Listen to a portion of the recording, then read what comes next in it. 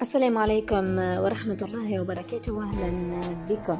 باش نرجعوا على برشا مواضيع مهمة. أولها رئيس الجمهورية قيس سعيد والاجتماع الوزاري، مش اجتماع وزاري أما مع ثلة من الوزراء في خصوص آخر الوعود اللي قدمها رئيس الجمهورية، وهو من أهم الملفات ومن أوكد الملفات في تونس اللي يهم مستقبل تونس مباشرة، اللي يهم كل عائلة في تونس معنية بالموضوع هذايا. نحكيه على خاصة قطاع التعليم والطفولة وإلى غير ذلك، لأنه التعليم هو عماد أي دولة، والتعليم هو حاجة أساسية لبناء المستقبل. أهم حاجة الثروة البشرية والكفاءات والتربية والتعليم اللي يمر اليوم بظروف صعيبة ياسر منذ سنوات طويلة. يعني ديما نحكي على أنه مستوى التعليم ماشي وينحدر، ولكن في السنوات الأخيرة صارت برشا مشاكل للتعليم، من بينها الإضرابات، حجب الأعداد خاصة، واللي برشا ناس دعت رئيس الجمهورية أنه يتدخل فورا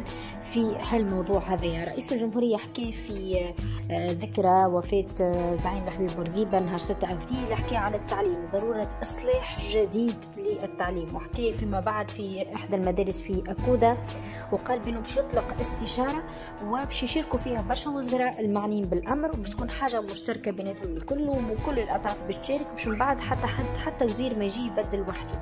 دونك البارح رئيس الجمهورية قيس سعيد أشرف بقصر قرطاج على جلسة عمل مع كل من السيد رئيس الحكومة نجلة بودان، السيد محمد علي البغديري وزير التربية، السيد منصف بوكثير وزير التعليم العالي والبحث العلمي، السيد كمال قديش وزير الشباب والرياضة، السيدة حياة قطاطي وقرماسي وزيرة الشؤون الثقافية، والسيدة أمال بالحاج موسى وزيرة الأسرة والمرأة والطفولة وكبار السن.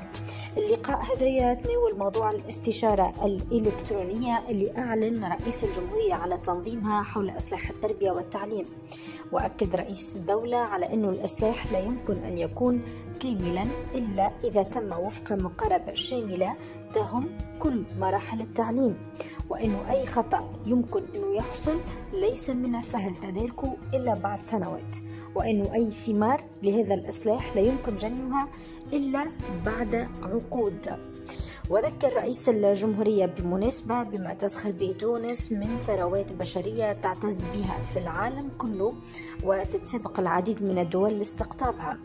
رئيس الدولة أشار أيضا إلى أن التربية والتعليم من قطاعات السيادة، ولكن للأسف عرف الكثير من التجاوزات حين تم توظيفهما لأهداف لا علاقة لها بالعلم وبالتربية، فقد تحذف مواد أو تغير ضوارب أو تستبدل العطل إلى غير ذلك من الممارسات اللي أدت إلى تراجع واضح في مكاسب كانت تحققت وكان لها الأثر البالغ في كل مظاهر الحياة.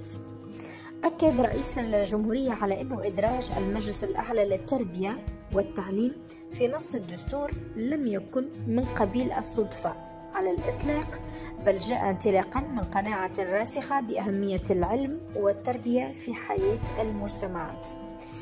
أذن رئيس الجمهورية قيس سعيد بتكوين لجنة مكلفة بإعداد مشروع نص الاستشارة حول إصلاح التربية والتعليم باش تنطلق أشغالها الأسبوع القادم.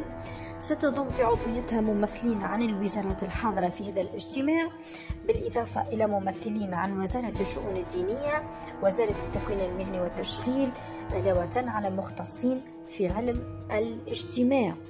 وموضوع آخر تنقل أيضا على غاية من الأهمية، وهو صيانة المؤسسات التعليمية والتربوية، وخاصة تشريك المواطنين في هذا المجهود الوطني. وحسب البلاغ متاع رئاسة الجمهورية أظهر التونسيون والتونسيات استعدادا غير محدود للمساهمة في هذه الأعمال لإيمانهم بأهمية المرفق العمومي للتربية والتعليم، ولأنهم حين يعلمون مآل أموالهم لا يترددون أبدا في المساهمة في تحقيق المصلحة الوطنية. هذه دعوة من رئاسة الجمهورية لكافة المواطنين باش يساهموا في هالحملة هذه لفائدة المدارس والمؤسسات التربوية والتعليمية متاعنا. هذا من ناحية. من ناحية أخرى الاستشارة زادة اللي حكى عليها رئيس الجمهورية، ماذا بينا الناس الكل تشاركوا فيها وتعطيوا رأيكم وتعبروا على رأيكم، كلكم أولياء، كلكم مربين، كلكم عندكم صغار، كان إلى غير ذلك. المهم الناس الكل تشاركوا فيها، لأنه مستقبل بلادنا لا ينبني إلا على التعليم فقط.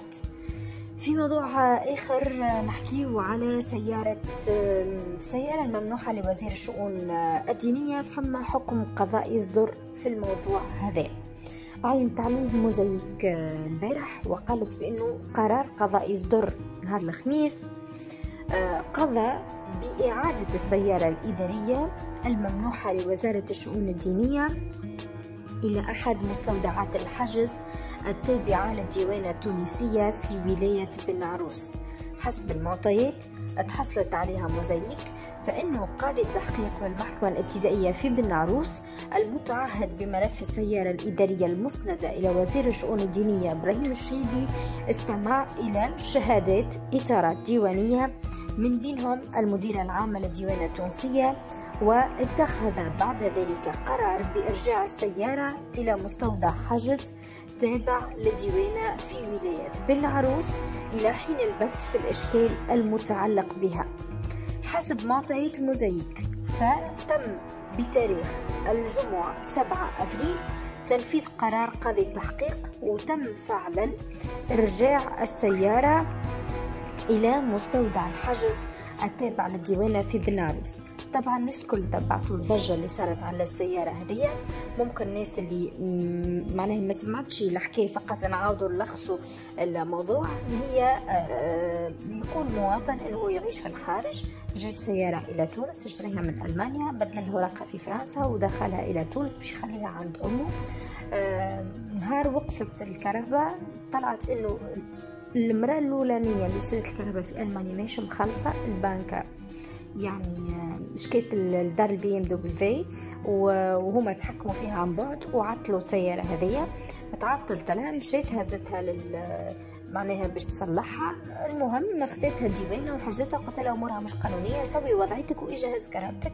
ليتبين مرة حسب تعبير العائلة انهم شافوها عند وزير الشؤون الدينية، كهربتهم شافوها متعدية معناها، فصارت جاي يتفقدوا في الكهرباء ما لقاوهاش، ليتبين فيما بعد انه عند وزير الشؤون الدينية. وزير الشؤون الدينية كان قدم شكاية بمحمد بوغالب الإعلامي ومنيا العفيوي زاده كيف صحفية على خلفية هذا الموضوع لإثارة الموضوع هذا، ولكن موضوع أثار جدل كبير يجب التوضيح خاصة بعد القرار متاع المحكمة هذا وتحديد المسؤوليات وتحميل المسؤوليات.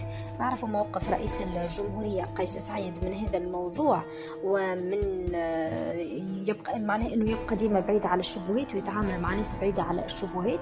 على كل هي ممكن تكون فما بعض الإجراءات الخاصة اللي في الملف هذا. على كل التوضيح هو ضروري وواجب باش كل حد ياخذ الحق متاعه.